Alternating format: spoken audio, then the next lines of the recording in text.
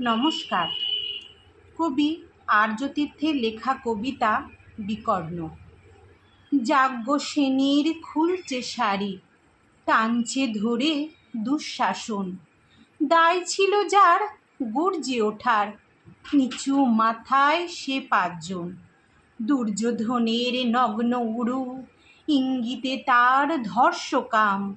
হস্তিনাপুর দেখছে বসে, ধ্বস্ত হতে তার সুনাম। অন্ধ রাজা সিংহাসনে, আর্ত চেঁচান বৌমা তার। নিজের দলের নির্যাতনে সব রাজা হন নির্বিকার। কর্ণ বসে হাসছে হাহা, রাজার দলের লোক তো সে। শর্তবিহীন সমর্থনে তাবৎ আরাম সুখ বসে। ভীষ্ম দ্রোণ কৃপ